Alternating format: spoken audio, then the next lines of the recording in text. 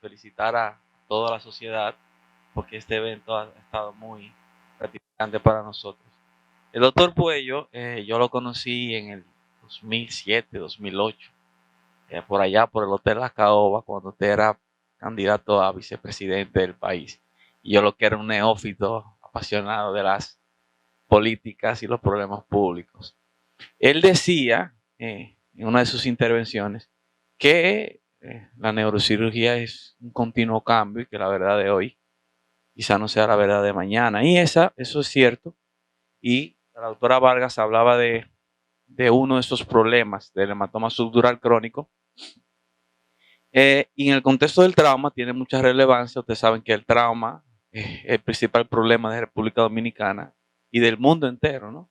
Entonces, con relación al trauma y las afecciones encefálicas, siempre ha sido contradictorio, porque desde los estudios CRASH, que significa por sus siglas, uso randomizado de corticosteroides en afecciones traumáticas de la cabeza, del cerebro, pues esos primeros resultados dieron resultados negativos y entonces ya dejamos de usar corticosteroides en trauma cráneoencefálico.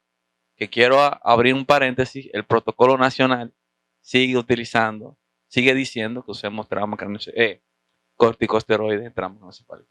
Eso está mal y alguien tiene que ratificarlo y la sociedad creo que es la institución que debe hacer esas recomendaciones. Mi pregunta entonces final es para la doctora Vargas. Hay varios estudios que sí avalen el uso de corticosteroides, específicamente la dexametasona, en el hematoma subdural crónico después de ser evacuado porque disminuye la tasa de recurrencia. No sé que usted tenga opinión al respecto.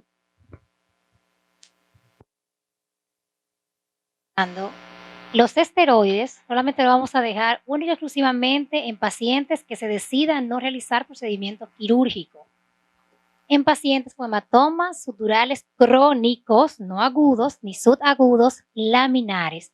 Pacientes que no se puedan intervenir en un momento porque su condición física y sus patologías complementarias no son las mejores. Entonces, para buscar solución a esto, se hace esa investigación donde se usa esteroide en ese tipo de pacientes, pero quiero recalcar que no se utiliza en pacientes agudos. Yo soy neurocirujana también, solamente fue una revisión, pero no lo utilizamos de manera aguda. Y en el postoperatorio, de verdad que los estudios no tienen ninguna eficacia poner esteroide en el post, pero ellos han demostrado en algunos estudios que tiene buena eficacia en pacientes con hematomas laminares solamente.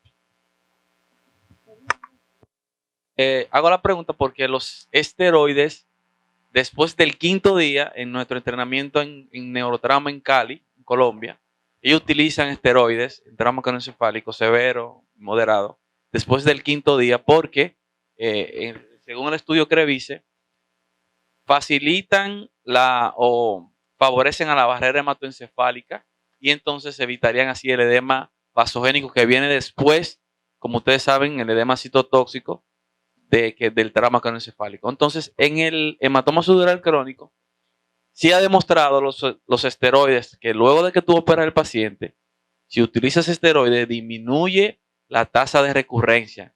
Los estudios que yo revisé no son, como decía la doctora, no son tan concluyentes y básicamente es un 7%, 8%, que tampoco es una importancia clínica estadística, pero es interesante y esa es la discusión que quería plantearle aquí. Es interesante porque pudiéramos estar valorando antes cómo cambian los paradigmas de no uso de una cosa al volverlo a utilizar y con buenos resultados.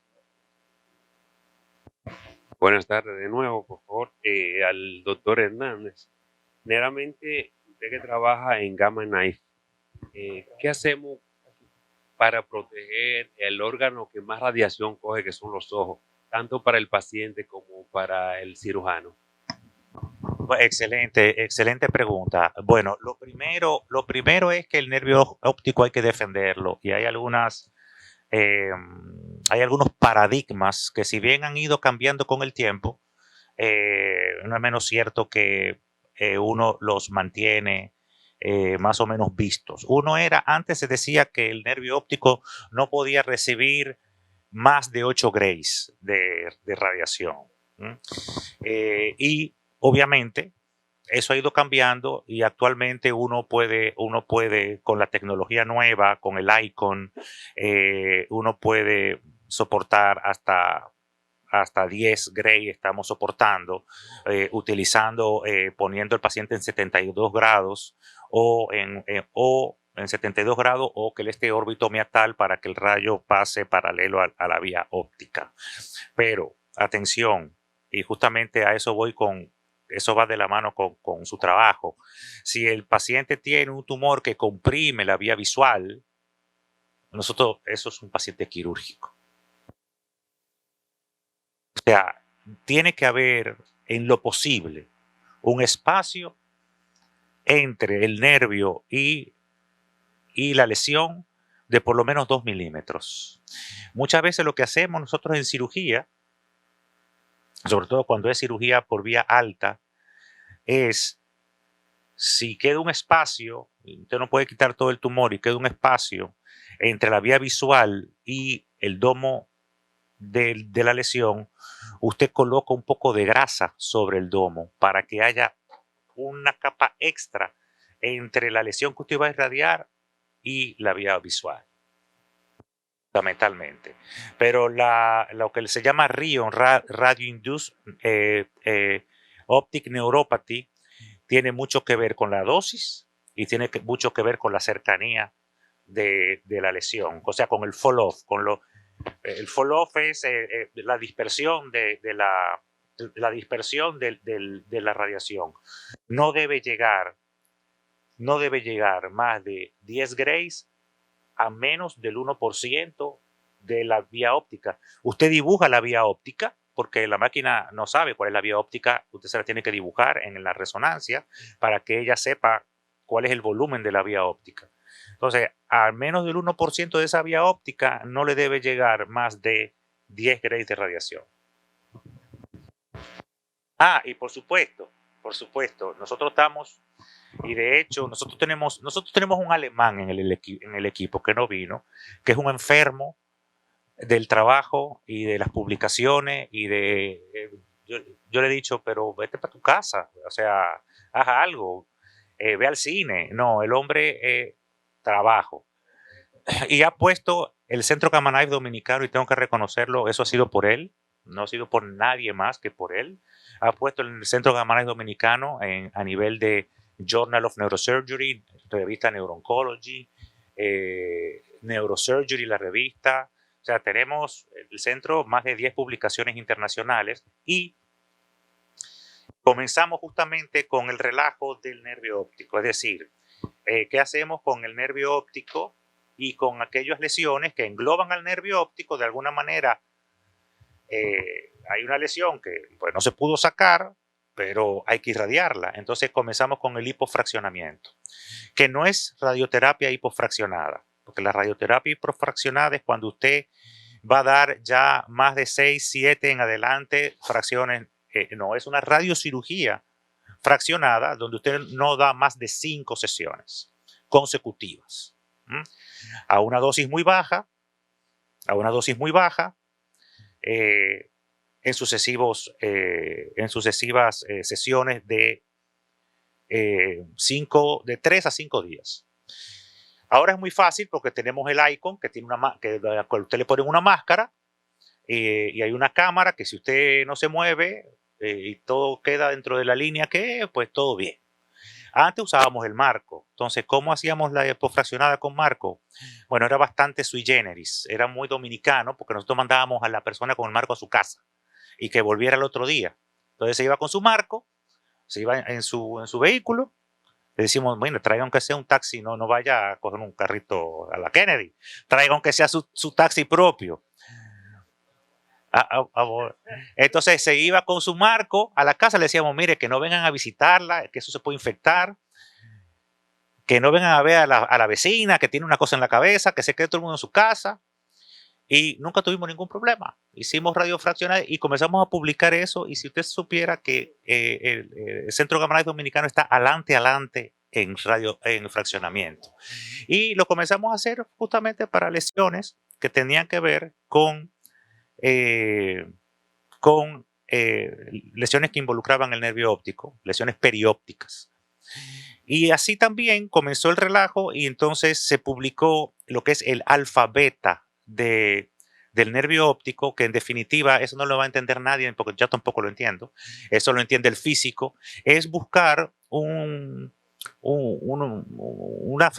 coeficiente que si da un número X, el nervio óptico está safe para la radiación, más o menos así. Entonces, eso es más o menos lo que hacemos para defender al nervio óptico. Una intervención.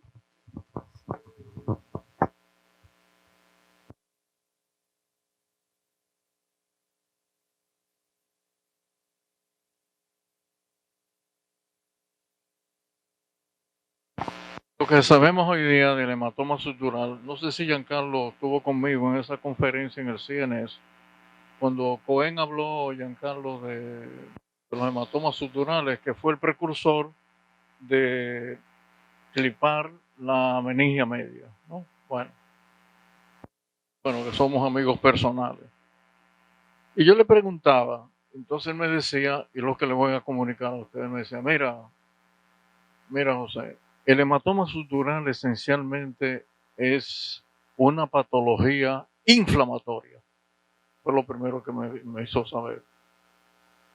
Rememorando con él un poco lo que hemos hecho los neurocirujanos por muchos años, hemos notado cosas interesantes, que se las voy a mencionar de una vez. Si usted está haciendo un sutural crónico, ¿no? Y usted encuentra la membrana parietal, que es la primera que usted abre, y usted irriga el espacio sutural, va a salir la sangre. ¿Qué es lo que hace que esos pacientes mejoren más rápidamente? Y sobre todo, porque un porciento muy alto, que llega a ser alrededor de un 20%, según los estudios que ha hecho la gente de miles de hematomas suturales, un 20% de los hematomas suturales que hacen crisis convulsiva. ¿Por qué hacen la crisis convulsiva? Porque le dejamos la membrana visceral del hematoma. Entonces, cuando ustedes lo hagan por trépano, si es por trépano, quiten la membrana visceral, quítenla y la alan con una pincel. ¿Qué va a salir? Ella va a salir. Inmediatamente ustedes hacen eso, ustedes van a notar las circunvoluciones, la ven de color rosado en el fondo del trépano. Eso quiere decir que nos estamos, de alguna manera, como comentaba con el doctor Cohen, estamos quitando la irritación que produce la membrana visceral. Entonces, el tema que comentaba con él de por qué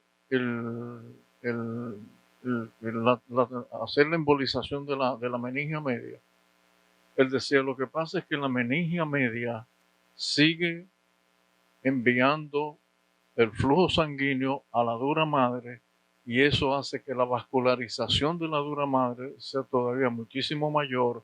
Entonces, de alguna manera, hace que el hematoma vuelva otra vez a reacumularse. De que funciona, funciona. Y funciona en esos casos de pacientes que son recurrentes. Uno clipa o emboliza la meningia media, y si el hematoma tiende a desaparecer. En el laminar tú tienes razón. En el laminar funciona, pero funciona el esteroide. En el laminar funciona el esteroide por la misma razón de que si uno tiene en el laminar la capa visceral del hematoma, ahí hay una inflamación. Y el esteroide disminuye la inflamación y por lo tanto el hematoma tiende a desaparecer. El tercer tema es con los subdurales, y yo eso lo he hecho durante años. Yo opero de un lado, aquí está mi compañero de equipo, yo opero de un lado y aunque me digan que no hay nada del otro lado, yo le pongo un agujero del otro lado, porque un porcentaje muy alto de los hematomas suturales crónicos tiene un higroma del otro lado. Entonces vale la pena poner un agujero frontal o entre el frontal y parietal del otro lado, que lo que nos toma son 5 minutos. Dejar el paciente completamente flat en la cama para que el cerebro empiece a levantarse. Obviamente en las personas de mayor edad el cerebro se queda un poquito profundo y ahí se puede reacumular. No critico al que no pone el drenaje, yo lo pongo, el drenaje lo quito rápidamente, pero yo lo pongo porque de todas maneras una gotita de sangre en el espacio subdural o subaracnoideo, una gotita de sangre, el líquido cefalorraquídeo sale teñido. Entonces, no tratemos el subdural tan ligeramente. Uno tiene que seguir esos pacientes hasta que finalmente uno lo cura. En medicina hay cosas que no entendemos todavía. Ninguno de los que estamos aquí sabe por qué actúa la carbamazepina en la neuralgia del trigémino. Nadie lo sabe todavía hoy día. Y lo usamos. Como la atorvastatina se usa en el hematoma sutural, no sabemos cuál es la función. Pero yo le voy más lejos. Sabemos hoy día que la rosuvastatina disminuye en los pacientes con hemorragia subaracnoidea, disminuye el vasoespasmo. No sabemos por qué lo hace. Pero más todavía, la fluvoxamina, que es un antipsicótico, detiene el coronavirus. ¿Por qué? Bueno, pero vamos más lejos todavía. La metformina detiene la infección del coronavirus. ¿Por qué? Tampoco lo sabemos. Entonces, en medicina uno como que va probando medicamentos que sí funcionan y no sabemos todavía por qué. Esa es la medicina. Es probar, tratar, probar y ver qué pasa.